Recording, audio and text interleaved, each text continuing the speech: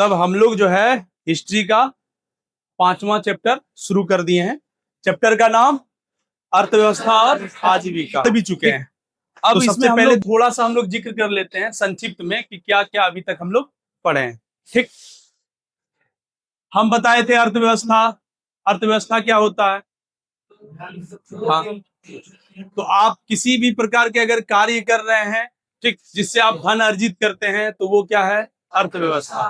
ठीक, अच्छा, अर्थ यानी धन का प्रबंध हम करते किस लिए? ताकि अपनी आजीविका को चला सके। नहीं, तो प्राचीन काल से लेकर कहता है कि मध्यकाल 1750 ईस्वी तक करीब लोग जो है अर्थव्यवस्था के लिए कृषि कार्य करते थे। क्या करते थे? हाँ, कृषि कार्य से ही अपनी जीविका आजीविका को चलाने का कार्य वो लोग करते थे। लेकिन आपको बता रहा है कि कृषि के साथ साथ धीरे धीरे उद्योग धंधा से भी लोगों की आजीविका चलने लगा। किससे? उद्योग धंधा से। ठीक ना? अच्छा, उद्योग शुरू में जो लोगों ने किया वो हस्तशिल्प उद्योग था। नहीं, यानी वस्तुओं का उत्पादन हाथों से करता था। जैसे कि मान लो कि कृषि कार्य अभी के डेट में कृषि कार्य चल रहा है, अभी हम लोग धान की खेती कर रहे हैं। धान का खेती जैसे ही हो जाएगा कंप्लीट, उसके बाद क्या होगा? लोग तो बैठे रहेंगे। तो उस बैठे समय में लोग चाहेगा कि कुछ ना कुछ ऐसा कार्य करे, ठीक, कुछ ना कुछ ऐसे वस्तुओं को बनाए जो लोगों के लिए उपयोगी हो, लोग तो उसको खरीदे। ठीक, और इस तरह के अगर हम कार्य करके कोई भी वस्तु का निर्माण करते हैं, जैसे कि मान लो कि कुछ लोग घड़ा बनाकर ही बेच रहा है, कुछ लोहे की वस्तु ही बनाकर बेच रहे हैं, कुछ कांच उद्योग ही कर रहे हैं, तो वो सब के सब उद्योग कहलाते थे। लेकिन उस समय का ये उद्योग कुटीर उद्योग या लघु उद्योग। कौन सा उद्योग? कुटीर उद्योग या लघु उद्योग। इस तरह से लोगों की आजीविका चल रहा था। ये सिर्फ अपने ही देश में नहीं, पूरे विश्व में ऐसे ही चल रहा था। कुछ नया अगर इस उद्योग में किया तो वो इंग्लैंड ने किया। किसने किया? इंग्लैंड। क्योंकि हम लोग पढ़ते आए हैं बहुत पहले से कि औद्योगिक क्रांति सबसे पहले इंग्लैंड में। ठीक, यानी उद्योग धंधा में और तेजी लाने का काम जो हुआ वो इंग्लैंड से हुआ। ठीक, आप यहां तक ये पढ़े थे पहले। सबसे पहले आपको इंग्लैंड का बताया कि 1750 के पहले इंग्लैंड में भी कृषि आधारित उद्योग लोग कर रहे थे, कृषि आधारित ही कार्य कर रहे थे। ठीक, तो कृषि आधारित कार्य करके साथ साथ उद्योग धंधा को भी चलाया जा रहा था। लेकिन इंग्लैंड में बता रहे हैं कि कुछ वस्तु इतना ज्यादा बन रहा था, इतना अच्छा बन रहा था, जिसका वो निर्यात विदेशों में भी कर रहे थे, अलग अलग देशों में भी कर रहा था, और उससे जो है ना बहुत अच्छा पूंजी भी इंग्लैंड के पास बन रहा था।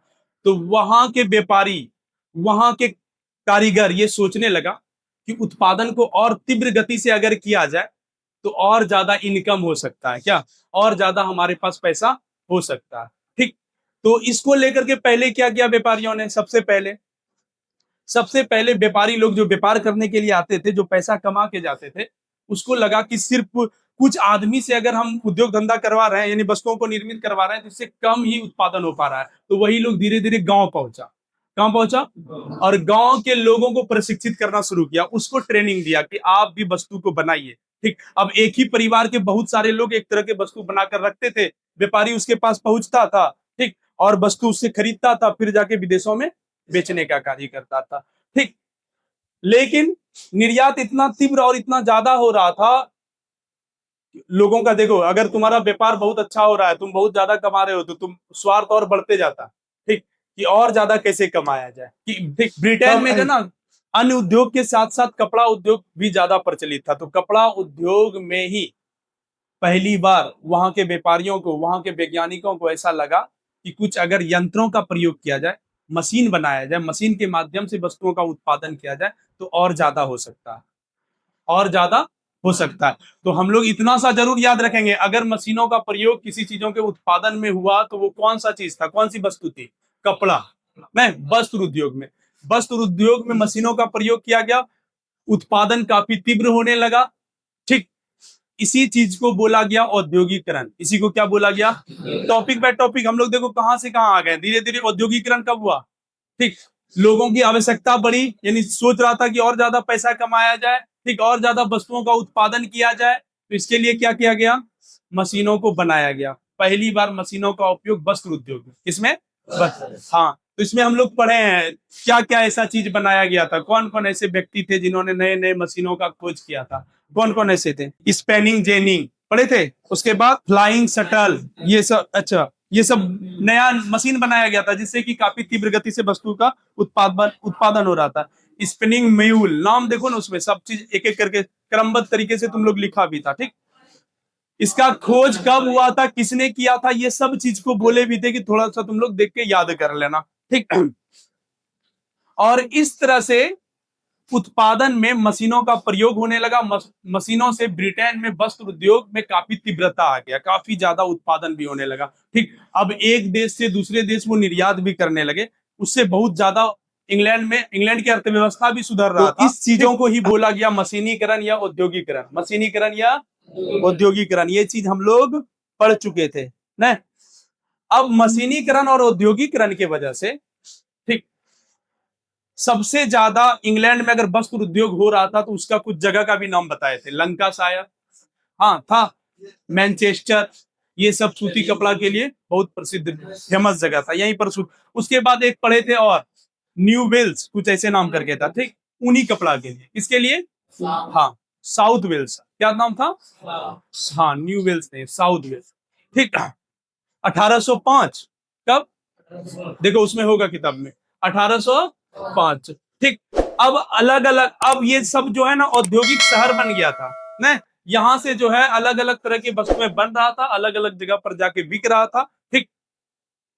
अब बता रहा है कि कुटीर उद्योग और लघु उद्योग का जगह ले लिया था कारखाने उद्योग ने। किसने?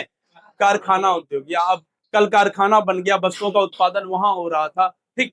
अब हम लोग थोड़ा सा जिक्र करेंगे, आखिर जो पहले से वस्तु बना रहे थे, मशीन बनने के पहले जो लोग वस्तु का उत्पादन कर रहा था उसका क्या स्थिति हुआ, ठीक, उस पर क्या असर पड़ा, तो हम लोग इस पर भी बात किए थे, ठीक। देखो, जब वस्तुओं का उत्पादन मशीनों के माध्यम से होने लगा तो कच्चा माल तो ज्यादा से ज्यादा चाहिए, तभी तो मशीनों से फटाफट उत्पादन होते रहेगा, क्योंकि मशीन से तीव्र गति से उत्पादन होता है। तो बहुत ज्यादा कच्चा माल एक जगह एकत्रित करके रखेगा, तभी नया नया वस्तु फटाफट बनाते जाएगा, ठीक। अब उस कल कारखाने के मालिकों को लगने लगा था कि आखिर हर जगह घूमते घूमते कच्चा माल एकत्रित करने में बड़ा ही विलंब हो जाता है। तो बड़े बड़े जो जमींदार वर्ग के लोग थे उन लोगों को क्या बोला गया कि आप लोग ऐसा कीजिए कि एक एक जगह ही पूरे, मान लीजिए कपास की खेती अगर कर रहे हैं तो पूरा का पूरा एक जगह आपका ही होना चाहिए। हाँ, तो अब जमींदार या फिर गांव घर के जो बड़े लोग थे, पैसा वाले लोग थे, पूंजीपति वर्ग के लोग थे, उन लोगों ने क्या किया, छोटे छोटे किसानों का जमीन धीरे धीरे खरीदने लगा, ठीक ना। और सबसे बड़ी बात है, छोटा किसान था, कम पैसा होता था उन लोगों के पास, लालच दे देकर भी खरीदना शुरू किया और उसको एक तरह से बाड़ा बंदी कहा गया। क्या कहा गया उसको? हाँ, वो घेर करके वो अपना एक तरह से फॉर्म बना लिया, पूरा का पूरा खेती वो उसी में करता था, ठीक। और अब देखो, इससे फायदा ज्यादातर किसको? जमींदार वर्ग, यानी जो जो ज्यादा कच्चा माल का उत्पादन कर रहा था। अब एक मान लो कि आप खेती किए हैं, आप जमींदार वर्ग के लोग हैं, आपके पास इतना ज्यादा कच्चा माल है, एक बार कोई बड़ी कंपनी का मालिक आया, आपके पास खरीदा और बदले में तुरंत पैसा मिला, तो आप भी फायदे में और कंपनी वाले भी फायदा में कि उसको एक ही जगह जाना पड़ा और सारा माल वहां से उठा लिया गया। लेकिन यहां पर सबसे ज्यादा दिक्कत किसको हो रहा था? मशीनीकरण के बाद वो लघु उद्योग, कुटीर उद्योग करने वाले गांव के लोगों का उद्योग धीरे धीरे खत्म हो रहा था ना। लोग मशीनों की बनी हुई वस्तु सस्ता रेट में खरीद रहा था और हाथों से बना हुआ वस्तु थोड़ा सा महंगा हो जाता था, ठीक, क्योंकि उसको बनाने में समय भी ज्यादा लग जाता था ना, इसीलिए उसका रेट थोड़ा ज्यादा लिया जाता था। तो एक तरह से वैसे लोग जो दस्तकारी थे, हाँ, हाँ, क्या बोलते हैं, हथकरघा उद्योग करने वाले लोग थे, वो लोग बेरोजगार हो गए ना। और वो बेरोजगार लोग अब काम की तलाश में शहर की ओर, शहर में कहा, कल कारखाने, कहाँ गए? कल कारखाने। अब इन कल कारखानों में मजदूर वर्ग का जन्म हुआ। किसका? हाँ, ये सब जाकर जो है कल कारखाने में अब मशीनों को चलाने का काम, कच्चा माल को एक जगह से दूसरे जगह पहुंचाने का काम, वस्तुओं को उत्पादन करने का कार्य, ये सब जो काम कर रहे थे वहां, ये सब मजदूर कहलाए। क्या कहलाए? हाँ। तो आपको ये बता रहा है औद्योगिकरण एक तरह से तो फायदा किया, फायदा ये किया कि वस्तुओं का उत्पादन काफी तीव्र गति से करना शुरू कर दिया, आम लोगों के पास आसानी से उपलब्ध होने लगे। लेकिन इसका नुकसान भी हुआ, लोगों को बेरोजगार बना दिया न। जिनके पास पैसा कम था उसकी स्थिति को खराब कर दिया। पहले लोग आत्मनिर्भर था, कम में कमा रहा था, लेकिन अपने से जितना सा उत्पादित हो रहा था खुश था। लेकिन अब यहाँ किसी के अधीन हो रहा था न। मजदूर वर्गों का अब शोषण होगा कल कारखाने में, उसको बोला जाएगा 10 से 12 घंटा या फिर 20 घंटा काम ले सकता है क्या? अब उसके अनुसार छुट्टी तय नहीं होगा, मालिकों के माध्यम से छुट्टी तय होगा। अगर एक मजदूर बोलेगा कि सर हमको छुट्टी चाहिए, घर में हमारे परिवार के लोग बीमार या परिवार में कोई बीमार हो गया है, छुट्टी चाहिए, तो वो डिसाइड करेगा छुट्टी देगा या नहीं देगा। तो आगे हम लोग पढ़ेंगे कि कैसे ये कल कारखाने के लोग धीरे धीरे मजदूरों का शोषण करने लगे थे, ठीक ना। लेकिन इसके पहले हम लोग ये बात करेंगे अभी, औद्योगिकरण इंग्लैंड में तो हो गया, ठीक, मशीनों से वस्तुओं का उत्पादन होने लगा, इससे इंग्लैंड की अर्थव्यवस्था धीरे धीरे और बढ़ रहा था, ठीक ना। अब औद्योगिकरण के साथ साथ, औद्योगिकरण का तो बढ़ावा मिल रहा था, उद्योग धंधा जब डेवलप इंग्लैंड में हुआ तो उसके अगल बगल के जो पड़ोसी देश थे, जर्मनी, ऑस्ट्रिया, न फ्रांस, वो लोग भी तो औद्योगिकरण कर रहा होगा, इटली, उन देशों की भी स्थिति बेहतर हो रही थी। अब देखो, वस्तुओं के उत्पादन के लिए कच्चा माल जो चाहिए वो एक ही जगह तो हर दिन नहीं मिलेगा, ठीक, उसके लिए लोहा चाहिए, ठीक ना, कोयला चाहिए और भी अन्य धातु चाहिए। तो एक ही जगह बार बार, क्योंकि हम लोग जानते हैं कि किसी चीजों का खनन जब करते हैं तो वो अनवीकरणीय संसाधन ना, जो खत्म हो जाता हो नहीं, तो वो तो धीरे धीरे खत्म हो जाएगा, इसीलिए पहले से ही तो व्यवस्था करना पड़ेगा। तो अब ब्रिटेन जैसे देश अब क्या कर रहा था, कुछ देशों में जा जाकर पता भी कर रहा था कि कहां पर ऐसे कच्चे माल हैं जिससे कि मशीन भी बनाया जा सकता है, जिससे कि वस्तुओं को भी तैयार किया जा सकता है, ठीक ना। तो ब्रिटेन ने तो अपना ये तलाश कर लिया था, उसने किसको खोज लिया, भारत। यहां जब आया तो उसने देखा कि कपड़ा बनाने के लिए जितने कच्चे माल की जरूरत है वो सब भारत में पर्याप्त है, नहीं, लोहा चाहिए, लोहा भी तो यहाँ बहुत पर्याप्त मात्रा में है, अन्य और भी धातु मिल गए उसको, ठीक ना। उसके साथ साथ और भी पढ़ेंगे उसको, जब अंग्रेज को लगा कि नहीं, यहाँ चाय की खेती अच्छा करवाया जा सकता है, क्या रबड़ की खेती यहाँ अच्छा होता है, मसाले की खेती अच्छा होता है, ये सब चीज यहाँ के लोगों से करवाने लगा और इन सब चीजों का निर्यात अपने देश में करने लगा, ठीक। और इससे जो है और ज्यादा वो पैसा कमा रहे थे। लेकिन हम लोगों बंदी प्रथा हो गया था, औद्योगिकरण के बारे में बात कर लिए। अब औद्योगिकरण के बाद बता रहा है, औद्योगिकरण के साथ साथ उपनिवेशवाद को भी बढ़ावा मिला, किसको, अब ये कैसे, अभी आपको बताए कि यूरोप के अन्य देश में भी तो औद्योगिकरण के वजह से मशीन तशीन बनने लगे थे, वस्तुओं का उत्पादन होने लगा था। अब ये लोग सब तलाश कर रहा था दो चीजों का, एक तो पहले कच्चा माल कहां से आएगा, और फिर जो माल हम निर्मित करेंगे उसको बेचेंगे कहां, बाजार चाहिए, नहीं, दोनों चीज।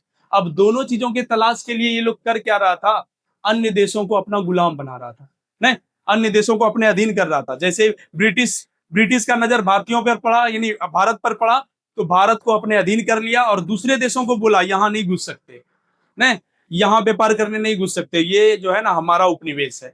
ऐसे करके जर्मनी, इटली और भी ऑस्ट्रिया जैसे देशों ने बहुत सारे देशों को उपनिवेश बना लिया। तो इसी वजह से कहा जाता है औद्योगिकरण के बाद उपनिवेशवाद और ज्यादा बढ़ गया, औद्योगिकरण के बाद उपनिवेशवाद और क्या हुआ, बढ़ गया, ठीक ना, और ज्यादा देशों को इन लोगों ने जा जाकर गुलाम बनाया, ठीक।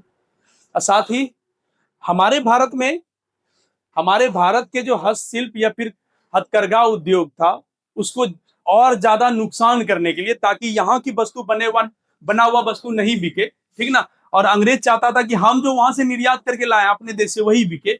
इसके लिए क्या किया, एक तो पहले यहाँ के व्यापारियों को बोल दिया कि तुमको लगान ज्यादा देना पड़ेगा, ठीक, टैक्स ज्यादा देना पड़ेगा, ठीक, टैक्स ज्यादा, एक तो पहले कृषि से टैक्स लिया ही जाता था, व्यापारियों से भी अंधाधुंध टैक्स बोल दिया गया, जिसके वजह से अब मान लो कि कोई वस्तु तुम बाजार में बेचने के लिए गए हो, 100 रुपया इसका कीमत है, और अंग्रेज फिक्स कर दिया है कि 50 रुपया, 50% तो तुमको टैक्स ही देना पड़ेगा। अब बताओ, उस वस्तु को बनाने में तुमको 10 दिन लग गया था, मार्केट गया बेचने के लिए 100 रुपया दाम रखा था, 50 टका किसको देना पड़ेगा, अंग्रेज को। तो ये सब वजह से भी धीरे धीरे भारतीयों ने उद्योग धंधा करना क्या कर दिया, छोड़ दिया, और इससे अंग्रेजों को बड़ा खुशी मिल रहा था कि भारत के लोग उद्योग धंधा नहीं करेगा, कच्चा माल बचा रहेगा, ठीक, और हमारा जो बना हुआ माल आएगा वो खरीदेगा।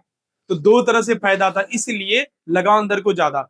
और बोला ऐसे नहीं मानोगे तो चार्टर एक्ट के तहत 1813 में, कौन सा चार्टर एक्ट, चार्टर एक्ट के तहत क्या कर दिया, मुक्त व्यापार कर दिया कि अन्य सभी देशों के व्यापारी आकर भारत में व्यापार करो, ठीक, जिससे 1 रुपया भी टैक्स नहीं लिया जाएगा। इससे क्या होगा, भारत के उद्योग धंधा पर असर पड़ेगा, भारतीयों पर असर पड़ेगा, नहीं, बाहर के लोग आएंगे बेचने के लिए, सस्ता में बेचेगा, भारत का जो हाथों से बनाया हुआ चीज है महंगा में बेचेगा, लोग नहीं खरीदेंगे।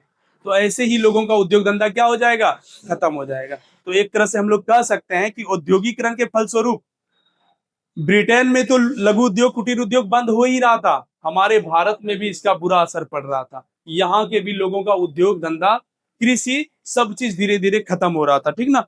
यानी एक तरह से बोल सकते हैं कि अंग्रेज के आने के बाद भारत में निर्धनता जो है वो दिन प्रतिदिन बढ़ते चला गया। भारतीय वस्तुओं का निर्यात शुल्क, ये सब चीज तो जान गए आपको ये। हाँ, आपको ये पता है कि भारत में अंग्रेज के द्वारा पहली बार रेल जो चलवाया गया था अंग्रेजों के द्वारा, वो कब? 16 अप्रैल 1853, ठीक ना। अच्छा, उसका उद्देश्य क्या था? अंग्रेजों ने भारत में रेल क्यों चलवाया? हाँ, उसको पता, उसको लगने लगा कि देखो कच्चा माल तो यहाँ पर्याप्त मात्रा में है ही, ठीक, लेकिन उसको एक जगह एकत्रित करके पुनः बंदरगाह पर लाना, बंदरगाह के माध्यम से फिर पुनः अपने देश को भेजना है, ठीक। इसीलिए बोला कि अगर मालगाड़ियां चलेगी, रेल चलेगा, तो आसानी से बहुत जल्दी जो है ना, ज्यादा से ज्यादा वस्तु को ढो के लाएंगे और अपने देश में निर्यात करेंगे, अपने देश में भेज दिया जाएगा, ठीक। इसीलिए उसने भारत में क्या चलवाया? रेल। तो हम लोगों के उद्देश्य के लिए नहीं, वो ऐसा नहीं सोचा था कि भारत के पैसेंजरों को ढोएंगे, पब्लिकों को एक जगह से दूसरे जगह पहुंचाएंगे, उससे पैसा कमाएंगे, इस उद्देश्य से बिल्कुल नहीं किया था, ठीक ना। तो रेल चलवाया, ठीक ना। रोड की व्यवस्था भी भारत में भी धीरे धीरे वो अच्छा कर रहा था, ताकि उसके द्वारा बनाए गए उसका जो वाहन था वो जगह जगह पर आसानी से पहुंच पाए, ठीक, और वहां जाकर अपनी वस्तुओं को बेच सके। चलो, आपको अब लास्ट ये बताया जा रहा है कि एक तरह औद्योगिकरण की वजह से भारत में भी मशीनों से बनी हुई वस्तु काफी ज्यादा में मिल रहा था, तो दूसरा तरफ एक बुरा असर भी पड़ रहा था। क्या? भारत के बने हुए वस्तु अब धीरे धीरे बंद हो गया। हमारे यहाँ के जो कारीगर लोग थे उसका काम खत्म हो गया, ठीक। लघु उद्योग और कुटीर उद्योग बंद हो गया, और इसी चीज को बोला गया, क्या कहा गया? कल ही हम लोग इसका चर्चा किए थे, नीरु उद्योगीकरण। क्या कहा गया इसको? नीरु उद्योगीकरण। यही नरे।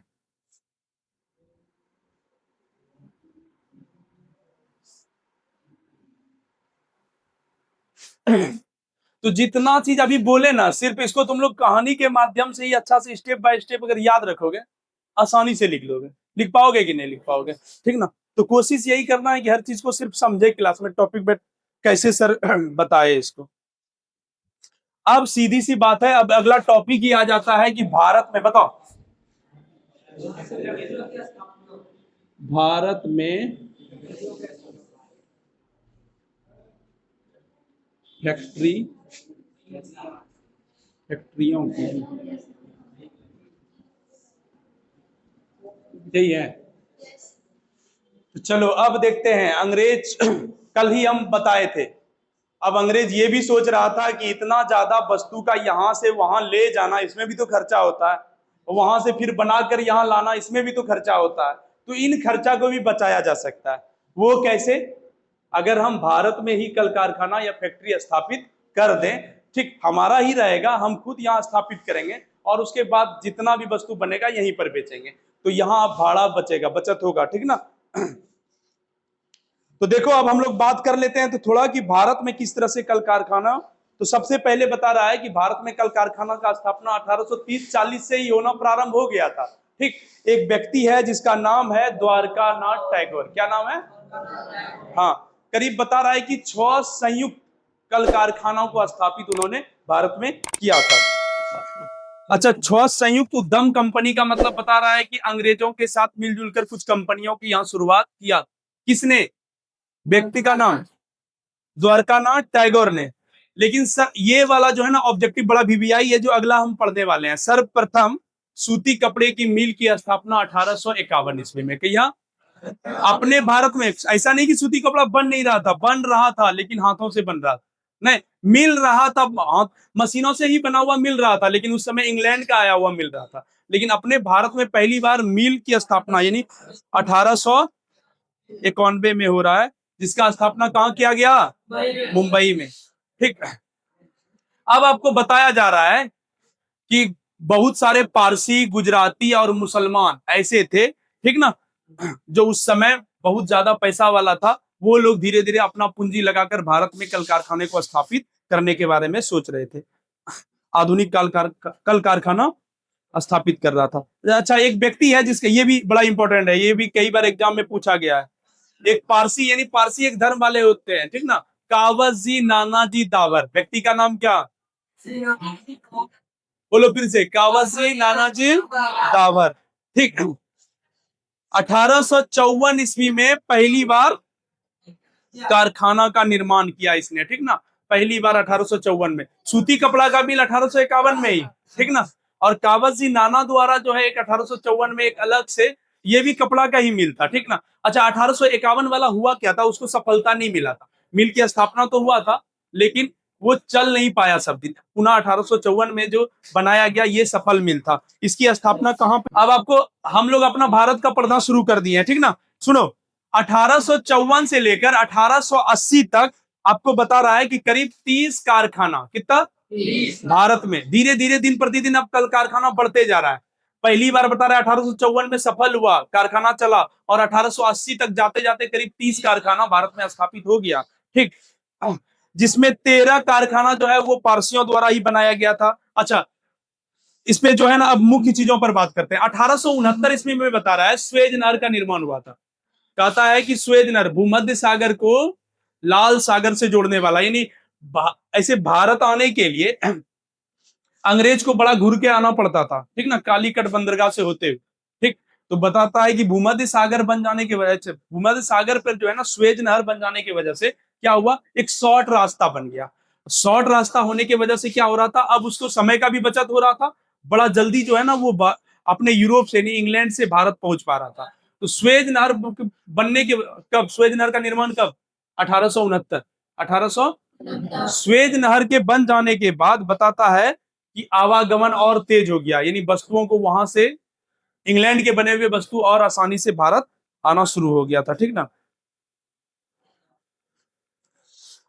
1880 से लेकर 95 तक सूती कपड़ों की मिल की संख्या करीब कितना, 39, ठीक। बता रहा है कि भारत में सूती कपड़ा इतना ज्यादा बनने लगा कल कारखाना में, ठीक ना, मशीनों से ही, मैनचेस्टर को पीछे छोड़ने लगा। मैनचेस्टर जो ब्रिटेन में था, ठीक, उसका ज्यादा ना निर्यात होकर वो अब ज्यादा पैसा ना कमा करके यहाँ भारत के बने हुए कपड़े से ही ज्यादा पैसा कमाया जा रहा था। तो ये अंग्रेजों के लिए बड़ा दुखद घटना था। वो कभी नहीं चाहता कि मैनचेस्टर में जो है, यानी हमारा मैनचेस्टर भारत से पीछे हो जाए, ठीक ना। देखो लास्ट में ये भी दे दिया, 1895 से लेकर 1914 तक करीब 144 मिल खुल गया। देखते ही देखते 1854 में कहा पहला, और 1995 कहिया तक, 1914 तक, आते आते करीब कितना मिल, 144। ये ऑब्जेक्टिव सब में इतना पूछा नहीं जाएगा, ठीक ना। ये समझने के लिए तुमको बता रहा है कि देखो भारत में भी कल कारखानों की रफ्तार क्या बढ़ गया, ठीक ना। मशीन कितना तीव्र गति से यहाँ भी खुलने शुरू हो गया, ठीक। अच्छा, ये वाला ऑब्जेक्टिव जरूर पूछा जाता है। 1917 ईस्वी में कलकत्ता में देश की पहली जूट मिल की स्थापना की गई। जूट मिल का स्थापना भारत में पहली बार कहां, कलकत्ता में। कहिया, 1917। कहिया बोले तो कब, नहीं। अच्छा, हो सकता है कि बहुत लोग देखे तो पता नहीं चले ये क्या बोल दिया, ये कहिया कब। अच्छा, जिस व्यक्ति ने स्थापित किया था वो बता रहा है एक मरवाड़ी था, नाम था हुकुमचंद। क्या नाम था, हाँ। तो ये भी याद रखना, इन चीजों को तो एकदम नोट कर लेना ऑब्जेक्टिव में, या फिर किताब में ही चिन्हित करते जाओ, ठीक। 1918 से भी है। 1918 में पहले एक लिमिटेड कंपनी के रूप में बिरला ब्रदर्स, अच्छा ये जूट मिल ही बता रहा है, 1918 में, पुनः 1919 में, पुनः 1920 में लगातार जो है ना एक से एक जूट मिल का भी स्थापना होने लगा था, ठीक। अच्छा, जूटों से भी अलग अलग तरह की वस्तुओं को तैयार करके भारत में विदेशों में भी बेचा जा रहा था, ठीक। तो चलो इसमें ज्यादा इंपॉर्टेंट चीज अब नहीं है, अब आगे की ओर देखते हैं। 1907 में भारत में जमशेदजी टाटा द्वारा, किसके द्वारा, पहली बार लोह इस्पात कारखाना का स्थापना किया गया ना।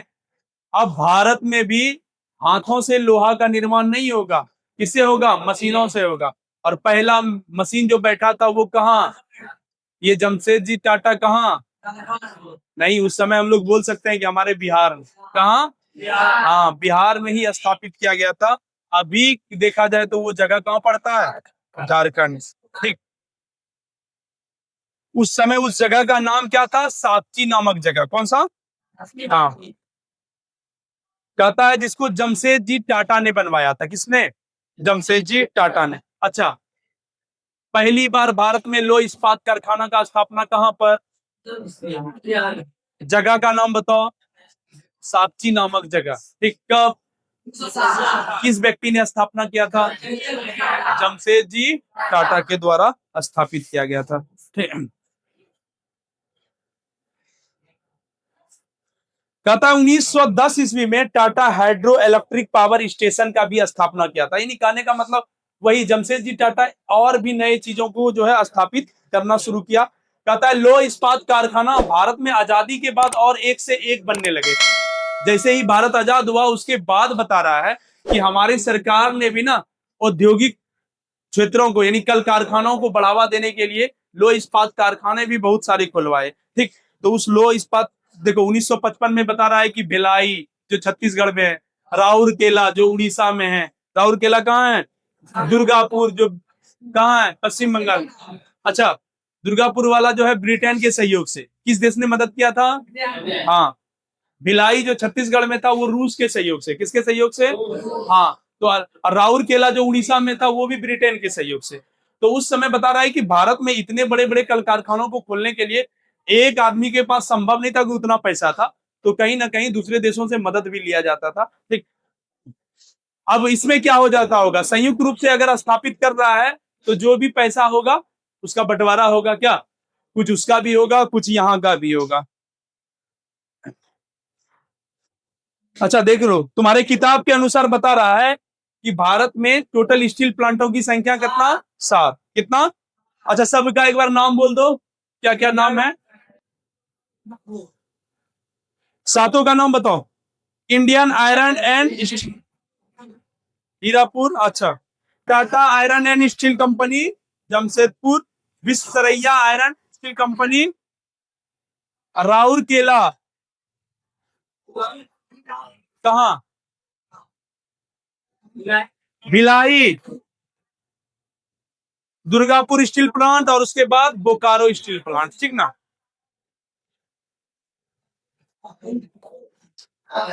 चलो आज जो है ना यहीं तक रहने दो। ठीक ना, यहीं तक रहने दो, क्योंकि कैमरा के सामने और तुम लोगों के साथ शायद ये पहला क्लास है जो इतना लंबा हुआ है। ठीक ना?